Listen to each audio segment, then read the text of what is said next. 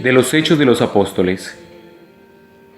Pablo salió de Atenas y se fue a Corinto, donde se encontró con un judío llamado Aquila, originario de Ponto, que poco antes había llegado de Italia, junto con su esposa Priscila, debido a que el emperador Claudio había dado a todos los judíos la orden de salir de Roma.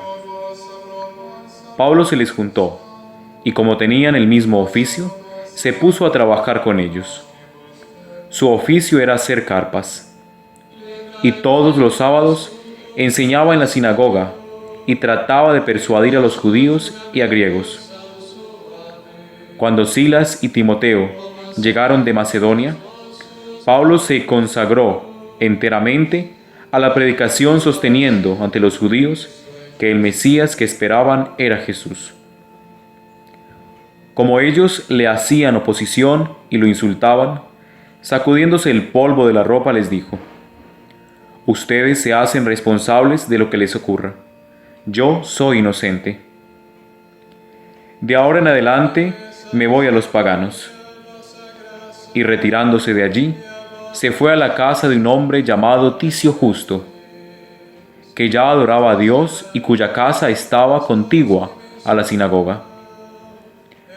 Precisamente Crispo, el jefe de la sinagoga, creyó en el Señor con toda su familia.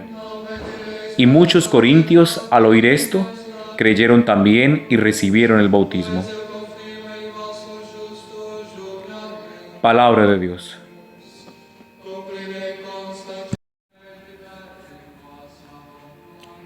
El Señor se compadece de todas las naciones. Canten al Señor un cántico nuevo, porque ha hecho maravillas. Su diestra le ha dado la victoria, su santo brazo. El Señor da a conocer su victoria, revela a las naciones su justicia. Se acordó de su misericordia y su fidelidad en favor de la casa de Israel. Los confines de la tierra han contemplado la victoria de nuestro Dios. Aclama al Señor, tierra entera. Griten, victoreen, toquen. El Señor se compadece de todas las naciones. Del Santo Evangelio según San Juan. En la última cena dijo Jesús a sus discípulos: dentro de poco ya no me verán, pero esperen otro poco y entonces podrán verme. Algunos de los discípulos comentaban entre ellos: ¿qué quiere decirnos con que dentro de poco ya no lo veremos, pero que esperemos otro poco y entonces podremos verlo? Y cuando dice que retorna al Padre, ¿qué significa ese poco? No entendemos lo que dice. Se dio cuenta Jesús de que querían preguntarle algo y les dijo: ¿se preguntan qué quiero decir con que dentro de poco ya no me verán, pero que esperen otro poco y entonces podrán verme? Les aseguro que van a llorar y a afligirse, mientras que el mundo va a alegrarse. Estarán tristes, pero su tristeza se convertirá en alegría. Palabra del Señor. En este sexto jueves de Pascua, en esa lectura continua que nos ha proporcionado la Iglesia para ver el inicio de nuestra historia en la fe de la Iglesia, vemos a Pablo y se daría la impresión de que Pablo fracasó en Atenas.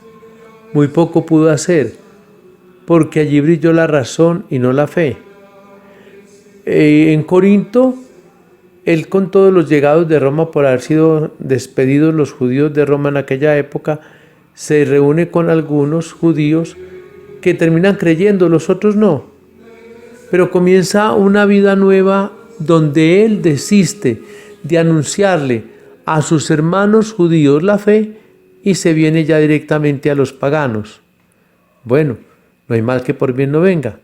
Beneficiados los paganos en el anuncio del Evangelio. ¿Abandonó Dios al pueblo de Israel? No, en ningún momento. Es el pueblo de Israel que ante el rechazo de Jesús ha abandonado a Dios. ¿Fracasó Pablo? No. Y es muy importante que nosotros entendamos esto hoy.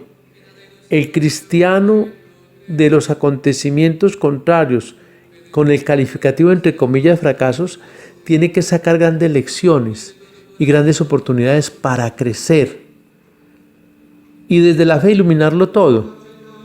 Entonces es lo que Pablo ha aprendido y es lo que Jesús les ha enseñado a los discípulos en la última cena. No es juego de palabras, es una realidad. Dentro de poco ya no me verán, pero me volverán a ver. El mundo se va a alegrar porque ya no lo van a volver a ver. Pero cuando se tiene fe en Jesús, hay una nueva lectura de presencia. Y es la presencia que se logra desde la fe. Y entonces desde la fe nosotros podemos leer los dolores, los problemas, todo lo que nos aqueja. Y por eso el cristiano sale vencedor y ganador en todas las circunstancias. La muerte de Jesús no es el fin, sino el principio. Y su ausencia es breve, porque volverá a marchar entre los suyos glorificado. Y para poder ver la presencia glorificada se necesita la fe. Aquí ya cesan los sentidos, se cierran los ojos, se cierra la razón y se abre la fe con la luz del Espíritu para comprender esa presencia gloriosa de Jesús entre nosotros. Esa nueva presencia es la que tiene con el Padre, porque verlo a Él es ver al Padre. Y esto ya no es cuestión de distancia. Jesús no está lejos ni el Padre está lejos. Ellos están demasiadamente cerca. Pero repito, esto se entiende desde la fe. Y desde la fe entonces leemos la presencia del resucitado que está entre nosotros. Y no hay más que una sola aspiración del cristiano, que es ver la presencia de Jesús y el Padre por la acción del Espíritu. Y ese ver esa presencia es lo que llamamos santidad. Y todos estamos llamados a la santidad, pero hay que hacerlo con alegría y con gozo, como nos lo ha dicho el Papa en la última exhortación que lleva este nombre, la que hace algunos días se nos dio. Esa exhortación que es para todos aprender el camino de la santidad. Bien, la santidad es una sola, pero los caminos pueden ser diversos, pero todos con la presencia de Jesús. Y eso es lo que llamamos espiritualidades. Ojalá que todos los que me escuchan y me siguen a través de este medio comiencen a preguntarse de qué espiritualidad estoy viviendo yo. La espiritualidad es un camino a una sola realidad, a la santidad en el único camino que es Jesucristo. Hoy hay diversos modos, a través de los grupos, a través de experiencias, pero todas tuteladas y amparadas bajo la luz de la Iglesia. En la vida cristiana también hay momentos difíciles de fracaso, es lo que podríamos llamar desde la espiritualidad las noches oscuras, acompañadas de tristeza ante la pérdida de seres queridos, la mamá, el papá, los hermanos, un hijo. Al final de esta semana se mueven muchos sentimientos a aquellos que hemos perdido a nuestra madre. Es una dura prueba, pero una prueba que nos llama a permanecer en la fidelidad y en el amor. Y las pruebas no son ausencia de Dios. Las pruebas son madurar en Dios. Porque no es buscar a Dios en el desconsuelo, sino vivir con Dios en la tristeza. Y Dios viene a consolar. Y el consuelo solo se entiende desde la fe. Y eso es lo que Jesús quiere decirle a los discípulos en la última cena, momentos antes de iniciar su pasión con el prendimiento. En la vida de Jesús es todo un misterio de presencia y de ausencia. Acordémonos de ese texto de Isaías, que nuestro Dios es un Dios que es como el agua. El agua la tomamos entre las manos y se escapa por entre los dedos. Lo tenemos y no lo tenemos, son por momentos. Sí, es que Jesús ha dicho, yo soy el agua viva. Lo tenemos entre las manos, pero se nos escapa por entre los dedos. Pero lo tuvimos, está con nosotros. Y entonces la vida leída desde la fe es presencia y es ausencia. podemos sensiblemente sufrir mucho y sufrir la ausencia de Dios en ciertos momentos, pero será el momento de la fe la que anuncia la presencia. Hermanos, la vida de creyente es todo un misterio. Dios se esconde y nosotros lo buscamos. Nosotros nos alejamos y Él viene en la búsqueda. Que nos encontremos con ese Dios que nos ama entrañablemente y que nosotros queremos amar profundamente.